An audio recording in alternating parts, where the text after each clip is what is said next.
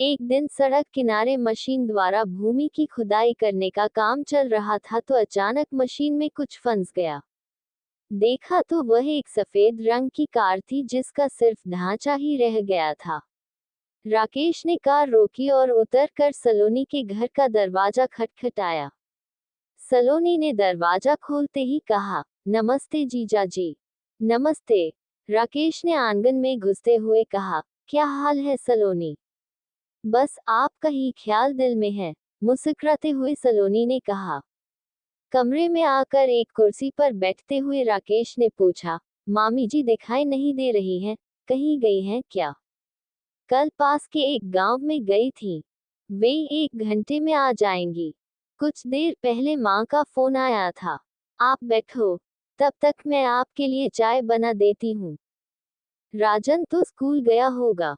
हाँ, वह भी 2 बजे तक आ जाएगा, कहते हुए सलोनी जाने लगी। सुनो सलोनी। हाँ कहो, सलोनी ने राकेश की तरफ देखते हुए कहा। राकेश ने उठकर सलोनी को अपनी बाहों में भरकर चूम लिया। सलोनी ने कोई विरोध नहीं किया। कुछ देर बाद वह रसोई में चाय बनाने चली गई। राकेश खुशी के मारे कुर्सी पर बैठ गया। राकेश की उम्र 35 वर्ष थी। सांवला रंग, तीखे नैननक्श। वह यमुना नगर में अपने परिवार के साथ रहता था। उसके परिवार में पत्नी बबीता, 2 बेटे 8 साला राजू और 5 साला दीपू थे। राकेश प्रॉपर्टी डीलर था। सलोनी बबीता के दूर के रिश्ते के मामा की बेटी थी। वह जगतपुरा गांव में रहती थी। उसके पिताजी की 2 वर्ष पहले खेत में सांप के काटने से मौत हो गई थी। परिवार में माँ और छोटा भाई राजन थे। राजन 10वीं विद्यालय में पढ़ रहा था।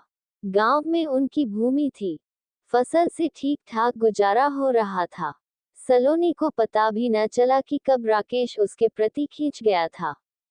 एक दिन तो राकेश ने उससे कह दिया था, सलोनी, तुम बहुत खूबसूरत हो। तुम्हारी आंखें देखकर मुझे नशा हो जाता है।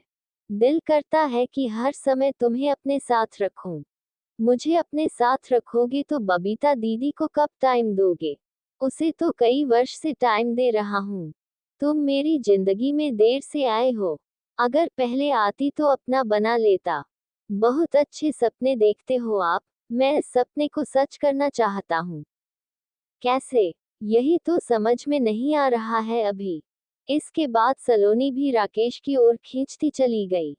वह देखती थी कि राकेश की बहुत बड़ी कोठियां हैं, 2 कारें हैं। धन दौलत की कमी नहीं है। बबीता तो सीधी सादी है। वह घर में ही रहना ज्यादा पसंद करती है। अगर वह बबीता की जगह पर होती तो राकेश के साथ खूब घूमती फिरती और ऐश करती। राकेश जब चंडीगढ़ जाता तो सलोनी के साथ कभी भी राजन को भी साथ ले जाता था। जब राजन साथ होता तो वे केवल घूमते फिरते व खरीदारी करते थे। जब कभी राकेश अकेली सलोनी को लेकर चंडीगढ़ जाता तो वे दोनों किसी छोटे होटल में कुछ घंटे के लिए रुकते थे। वहां राकेश उससे जिस्मानी रिश्ता बनाता था। इसके बाद सलोनी को कुछ खरीदारी कराता और शाम तक वे वापस लौट आते। बबीता व राकेश के बीच कई बार सलोनी को लेकर बहस हुई, झगड़ा हुआ, पर नतीजा कुछ नहीं निकला। राकेश व सलोनी उसी तरह मिलते रहे। एक दिन बबीता ने सलोनी को फोन कर दिया था, सलोनी, तुझे शर्म नहीं आती जो अपनी बहन का घर उजाड़ रही है? कभी भी चंडीगढ़ चली जाती है घूमने के लिए। मैं अपने जीजा की साली हूँ। साली आधी घरवाली होती है।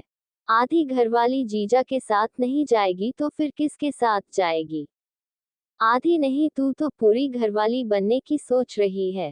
दीदी, मेरी ऐसी किस्मत कहाँ।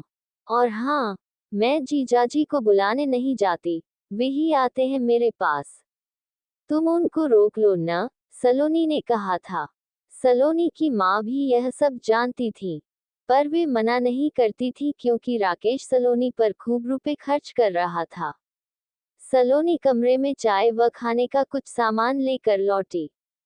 चाय पीते हुए राकेश ने कहा, चंडीगढ़ जा रहा हूँ। एक पार्टी से बात करनी है। मैंने सोचा कि तुम्हें भी अपने साथ ले चलूं। आपने फोन भी नहीं किया अपने आने का।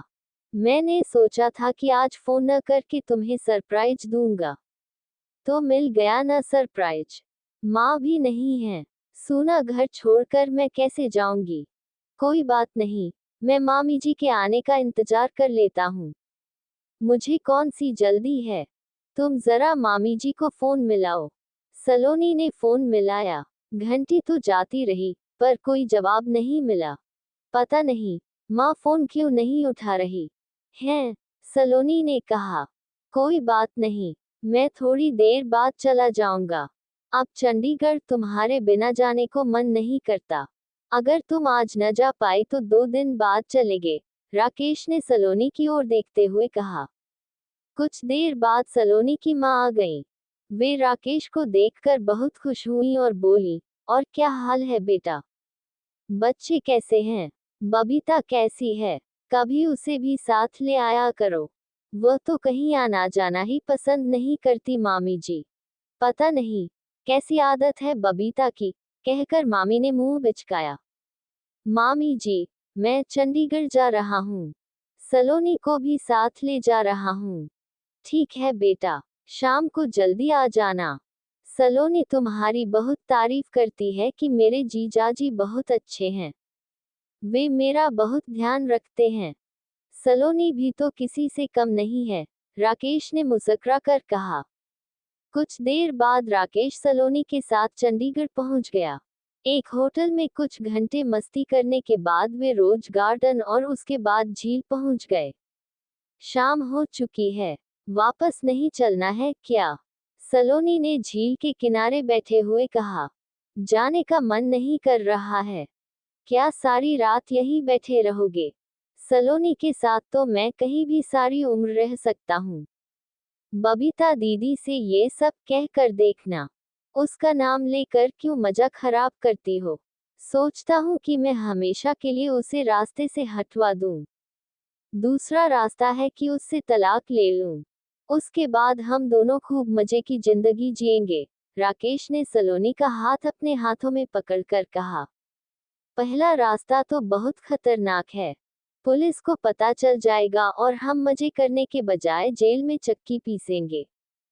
बबीता से तलाक लेकर पीछा छुड़ा लो। वैसे भी वह तुम्हारे जैसे इंसान के गले में मरा हुआ सांप है, सलोनी ने कहा। अब सलोनी मन ही मन खुश हो रही थी कि बबीता से तलाक हो जाने पर राकेश उसे अपनी पत्नी बना लेगा। वह कोठी, कार और जायदाद की मालकिन बनकर खूब ऐश करेगी। एक रेस्टोरेंट से खाना खाकर जब राकेश व सलोनी कार से चले तो रात के 8 बज रहे थे।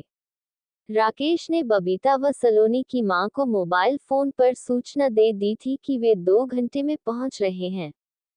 रात के 12 बज गए। राकेश व सलोनी घर नहीं पहुंचे तो मां को चिंता हुई। मां ने सलोनी के मोबाइल फोन का नंबर मिलाया। फोन पहुंच से बाहर है, सुनाई दिया। राकेश का नंबर मिलाया तब भी यही सुनाई दिया। कुछ देर बाद बबीता का फोन आया। मामी जी, राकेश अभी तक चंडीगढ़ से नहीं लौटे हैं।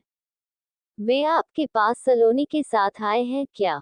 उन दोनों का फोन भी नहीं लग रहा है। मुझे तो बड़ी घबराहट हो रही है। घबराहट तो मुझे भी हो रही है बबीता। चंडीगढ़ से यहाँ आने में 2 घंटे भी नहीं लगते। सोचती हूँ कि कहीं जाम में न फंस गए हो, क्योंकि आजकल पता नहीं कब जाम लग जाए।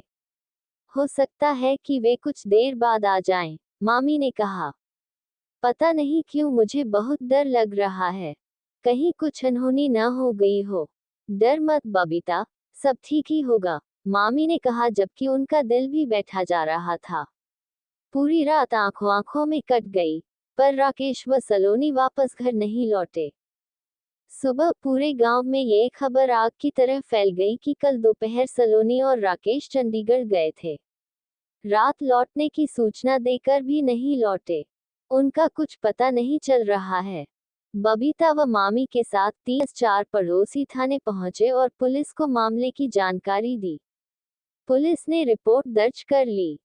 पुलिस इंस्पेक्टर ने बताया, रात चंडीगढ़ से यहां तक कोई हादसा नहीं हुआ है। ये भी हो सकता है कि वे दोनों कहीं और चले गए हों। खैर, मामले की जांच की जाएगी। आपको कोई बात पता चले या कोई फोन आए तो हमें जरूर सूचना देना। वे सभी थाने से लौट आए।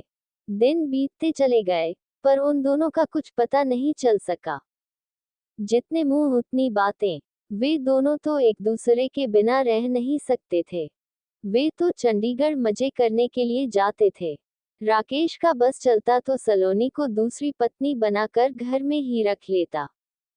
सलोनी तो उसकी रखेल बनने को भी तैयार थी। सलोनी की मां ने तो आंखें मूंद ली थी, क्योंकि घर में माल जो आ रहा था। नहीं तो वे अब तक सलोनी की शादी न करा देती। 2 महीने बीत जाने के बाद भी जब राकेश व सलोनी का कुछ पता नहीं चला तो सभी ने ये समझ लिया कि वे दोनों किसी दूसरे शहर में जाकर पति पत्नी की तरह रह रहे होंगे। अब वे यहाँ कभी नहीं आएंगे। 1 साल बाद उस इलाके की 2 लेन की सड़क को चौड़ा करके 4 लेन के बनाए जाने का प्रदेश सरकार की ओर से आदेश आया तो बहुत तेजी से काम शुरू हो गया। 2 वर्ष एक दिन सड़क किनारे मशीन द्वारा भूमि की खुदाई करने का काम चल रहा था तो अचानक मशीन में कुछ फंस गया। देखा तो वह एक सफेद रंग की कार थी जिसका सिर्फ ढांचा ही रह गया था। उस कार में 2 नरकंकाल भी थे। कार की नंबर प्लेट बिल्कुल साफ साफ पड़ी जा रही थी। देखने वालों की भीड़ लग गई। पुलिस को पता चला तो पुलिस इंस्पेक्टर व कुछ पुलिस वाले भी वहां पहुंच गए। कार की प्लेट का नंबर पड़ा तो पता चला कि वह कार राकेश की थी। वे 2 नरकंकाल राकेश व सलोनी के थे। बबीता, सलोनी की मां व भाई भी वहां पहुंच गए। वे तीनों रो रहे थे। पुलिस इंस्पेक्टर के मुताबिक उस रात राकेश व सलोनी कार से लौट रहे होंगे। पहले उस जगह सड़क के किनारे बहुत दूर तक दलदल थी। हो सकता है कि कार चलाते समय नींद में या किसी को बचाते हुए या किसी दूसरी वजह से उनकी कार इस दलदल में जा गिरी। सुबह तक कार दलदल में पूरी तरह समा गई। किसी को पता भी नहीं चला। धीरे धीरे ये दलदल सूख गया। उन दोनों की कार में ही मौत हो गई। अगर सड़क न बनती तो किसी को कभी पता भी न चलता कि वे दोनों अब इस संसार में नहीं हैं। दोनों के परिवारों को हमेशा यह उम्मीद रहती कि शायद कभी वे लौट कर आ जाएं। पर अब सभी को असलियत का पता चल गया है कि वे दोनों लौट कर घर क्यों नहीं आए। अब बबीता व सलोनी की मां के सामने सब्र करने के अलावा कुछ नहीं बचा था।